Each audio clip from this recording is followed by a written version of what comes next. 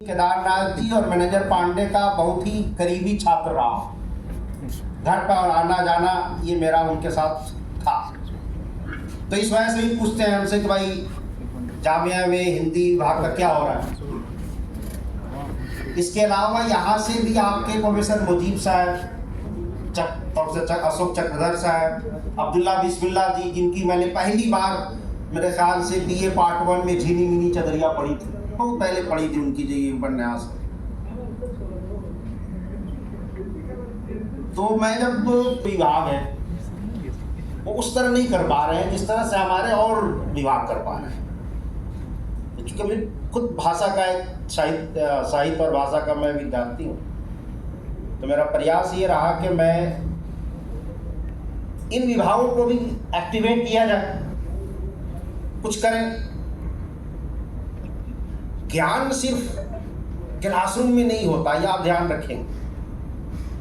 जिस तरह से इबादत सिर्फ जायनमाज पर और मस्जिद में नहीं होती, असल इबादत जायनमाज के बाहर और मस्जिद के बाहर होती है, उसी तरह से असल पूजा मंदिर में घंटी बजाने से नहीं होती, बाहर घंटी बजाने से होती है। बच्चों को भी, छात्र छात्राओं को भी क्लास के बाहर जो ज्ञान है वो ज्ञान भी देना चाहिए। तो मैं बहुत ही खुश हूँ कि आज जो है नीरज जी ने और पूरी हिंदी विभाग ने जो है ये संगोष्ठी जो है वो आप लोगों के लिए सजाई है।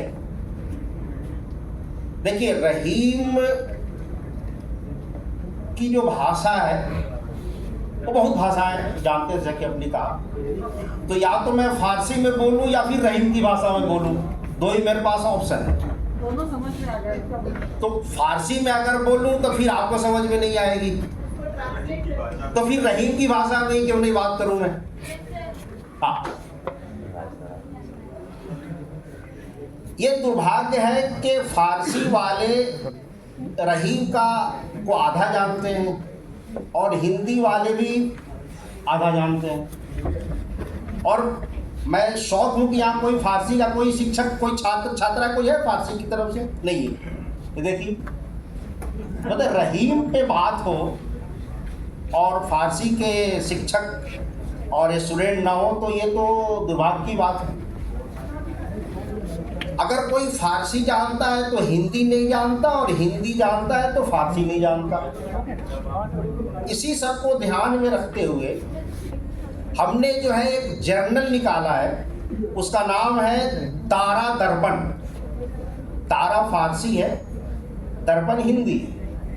ये जर्नल है जिसमें हम 8 लेख फारसी में और 8 लेख हिंदी में निकालते हैं। ये साल में हम 3 बार निकालते हैं। ये इस वजह से हमने निकाला था कि हिंदी और फारसी में जो शोध हो रहे हैं उसके बारे में भी फारसी वाले भी जाने और हिंदी वाले भी जाने। ये मासिर रहीमी की जो बात हमारे जो है अध्यक्ष महोदय ने की है, प्रोफेसर नीरज जी ने, अब मैं खुद इस पर काम करूँगा और कोशिश ये करूँगा कि हिंदी में फारसी के हवाले से रहीम पर एक अच्छी सी पुस्तक लिखी जाए। तो इंशाल्लाह मैं इसको एक एज ए चैलेंज में आज जो है कबूल करता हूँ, और इंशाल्लाह मैं एक किताब जो है ना इसको मैं लिखूँगा। लेकिन दोस्तों, ऐसा है, रहीम को समझने के लिए 3 चीज़ें बहुत आवश्यक हैं। एक, रहीम का काल, दूसरा इस्लाम, तीसरा भारतीयता। जब तक कि आप तीनों ना समझेंगे फिर रहीम की दोहे में आपको मज़ा नहीं आएगा। आप थोड़ी देर के लिए सोचें कि क्या कारण रहा। अब मैं थोड़ा सा रहीम की भाषा बात करता हूँ, किसी को समझ में नहीं आता हाथ उठाइए कि मैं हिंदी में उसको एक्सप्लेन करूँ। का कारण रहा कि कबीर जैसन, रहीम जैसन, रसखान जैसन, गुरु गोविंद जैसन कवि चिंतक भारतवर्ष में जन्म लेलन। ये चिंता करे के विषय है।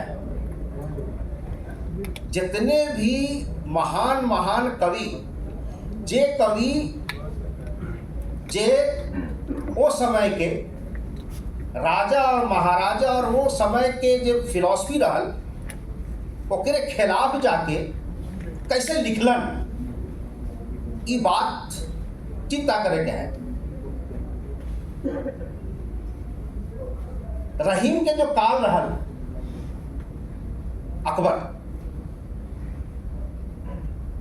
अकबर के पिता का नाम हुमायूं।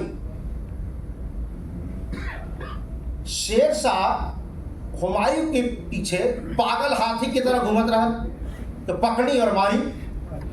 आपको पता है ये पूरी इतिहास। भाग रहा है हुमायूं, भाग रहा है, पीछे से शेर शाह उसको ढूंढ रहा है, कहाँ है, कहीं से भी निकालो, मारो। वो समय हुमायूं की wife Hamida Bano 9 month pregnant रहा। हुमायूं जितने भी उनके भाई हैं सबों के पास गया और बोला कि देखो भाई ये शेर शाह मेरे पीछे पड़ा है, मुझको तो नहीं, हमारे मेहररुआ के रखला, हमारे मेहररुआ के तू रखला, हम जान बचाकर हम ईरान भाग जाए, कम से कम हमारा मेहररुआ तो बचल रहा।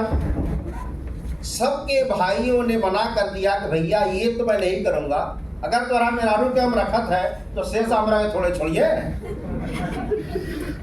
अब वो बेचारा जो है परेशान है, कहाँ जाए। मैं आपको बता रहा हूँ कि काल क्या है रहीम का, इस तरह की परिस्थिति है। हमेशा ध्यान रखिएगा, कवि के लिए इकोसिस्टम जो है ना क्रिएट करना बहुत जरूरी होता है। हमारे शायर यहाँ बैठे हुए हैं, ये हमको बताएं कि मैं झूठ बोल रहा हूँ कि सही बोल रहा हूँ। अभी जाड़ा है, आप आम का वृक्ष लगाए, आम आएगा उसमें? नहीं आएगा। अगर मैं जामिया में, पूरी जामिया में अंगूर लगा दूं, नहीं आएगा। ये मिट्टी ही नहीं है उसके लिए। हमेशा आप ध्यान रखेंगे कि भारत की मिट्टी, भारत की भूमि 1000 ईयर से आचार विचार, संस्कार, रवायत, सकाफत, सभ्यता, संस्कृति के लिए बहुत ही जरखेज रहा है। ये कहीं नहीं मिलेगा आपको।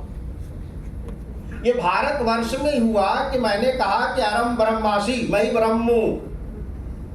भारत में एक नई फिलॉसफी आ गई। बाहर में इसी शब्द को मंसूर इब्न हल्लाज ने कहा, अनल हक। मंसूर इब्न हल्लाज क्या आपको बताओ, फांसी पे चढ़ा दिया गया। तो हुमायूं भाग रहा है, कहीं नहीं गया। किसी ने कहा कि तुम राजकोट में जाओ, राणा राजकोट में जाओ, वो तुमको शरण दे देगा। बेचारा गया राजकोट में। उसके राजा ने कहा कि नहीं भैया, मैं तुमको शरण नहीं दूंगा, क्योंकि फिर शेर शाह हमारे पीछे पड़ेगा। अब ये बिंदु बहुत ही महत्वपूर्ण है। राजा राजकोट की मेहरारू सामने आवत है और ये बोले कि भैया ये स्त्री है, 9 महीने की प्रेग्नेंट है, एकरा के रख लेते हैं, हुमायूं को ना रखा। ये देखो, मतलब ये संस्कार और संस्कृति देखो आप। बहरहाल हमीदा बानो राजा राजकोट के में रह गई, हुमायूं चला गया, बेचारा पलायन करके ईरान गया। अब ये कहानी, अब ईरान की कहानी आप ईरान में रहने दीजिए। राजकोट में अकबर के जन्म होता है। अकबर का जन्म कहाँ हुआ? एक ठाकुर राजा के, राजपूत के फैमिली में। 9 साल तक, 8 साल तक अकबर वहीं रहा। क्या फायदा हुआ उससे रहने का? भारतीय सभ्यता, भारतीय संस्कृति, देखो ये हमेशा हमारे छात्र छात्रा में ये चीज ध्यान रखना कि हमारे अंदर जो एक दूसरों को एक साथ लेकर, एक साथ मिलने की जो संस्कृति है, दुनिया में कहीं नहीं है। ऐसे नहीं एक बार ने कहा कि यूनानो मिस्रो रूमा सब मिट गए जहां से, अब तक मगर है बाकी नामो निशा हमारा। कुछ बात है कि हस्ती मिटती नहीं हमारी। ये कुछ बात यही है, यही कुछ बात है।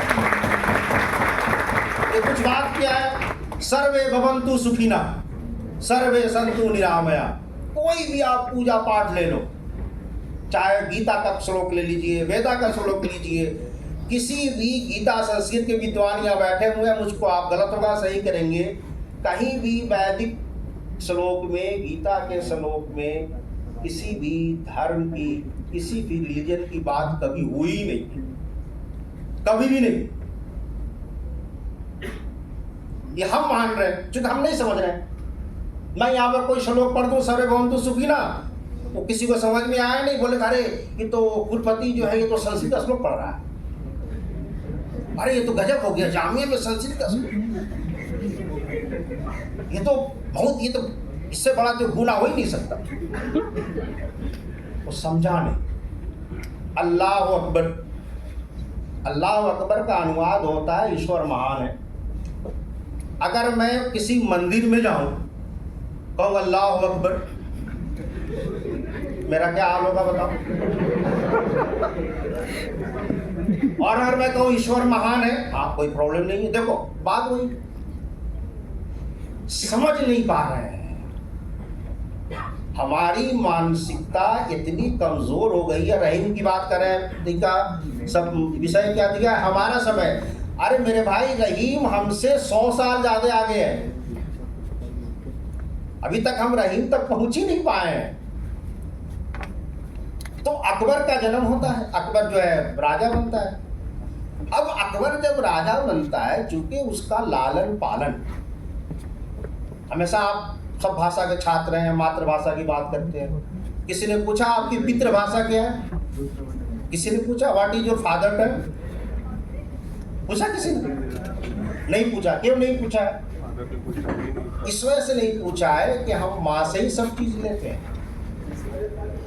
हम भाषा, संस्कार और संस्कृति सब हम माँ से ही लेते हैं, इसीलिए कहता है मातृभाषा।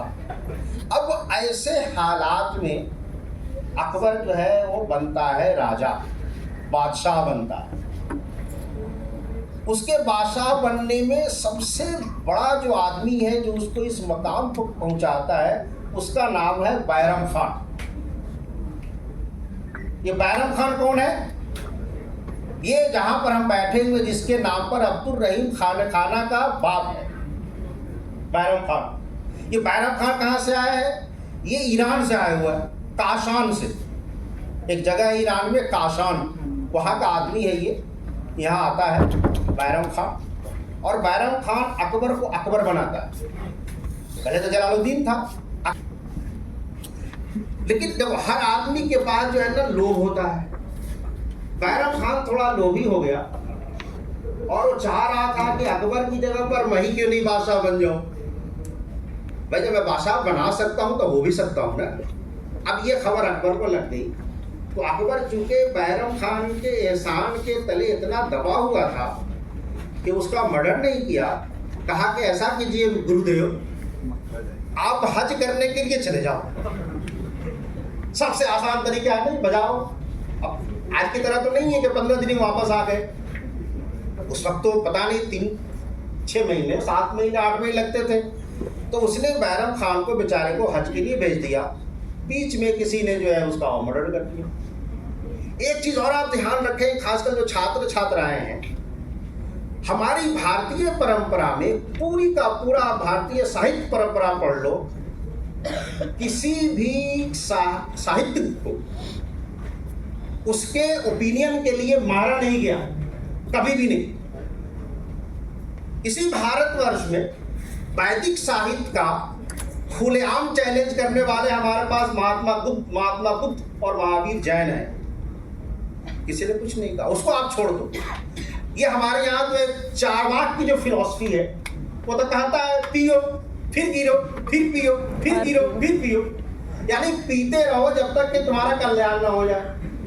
ये फिलॉसफी हमारे यहाँ भी है। देखिए, वैदिक साहित्य को चैलेंज करने वाले हमारे पास अभी 9 या 10 स्कूल्स हैं, लेकिन 9 और 10 स्कूल में से किसी भी साहित्यिक को और किसी भी फिलोसफर को मारा नहीं गया, कत्ल नहीं किया गया।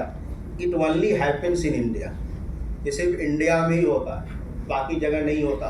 क्या आप सोचते हैं कि किसी यूरोपियन कंट्री में और किसी गल्फ कंट्री में महात्मा बुद्ध और गौतम बुद्ध और जो है कि हमारे सिखिज्म और जैनिज्म और बुद्धिज्म का उदय हो सकता है? कभी भी नहीं हो सकता। मैं आपको चैलेंज करता हूँ, कभी भी नहीं हो सकता, पॉसिबल ही नहीं, क्योंकि वो मिट्टी उसके योग्य नहीं है। ये हम सिर्फ हम कर सकते हैं। इस वजह से कर सकते हैं कि हमारे यहाँ रंगा रंगी है, हमारे यहाँ डिफरेंट थॉट्स हैं। अभी आप साउथ में जाए तो वहाँ पर गर्मी लग रही है, यहाँ पर ठंडी लग रही है, कहीं पे लाल फूल खिला हुआ है, कहीं पर हरा फूल खिला हुआ है, कहीं पे नीला फूल खिला हुआ है, और उनकी मिट्टी जो है वो जरखेज नहीं है, डेजर्ट है। इसलिए हम क्यों कहते हैं कि ये जो हमारी भूमि जो है हमारी मातृ, क्यों कहते हैं? इस वजह से कहते हैं कि यहाँ पर तरह तरह की ख्यालात, तरह तरह के अफकार, तरह तरह की फिलॉसफी की चीज़ें हमको आई हैं। तो ये काल है रहीम का। एक और मैं प्रसंग आपको सुना दूँ फारसी के हवाले से।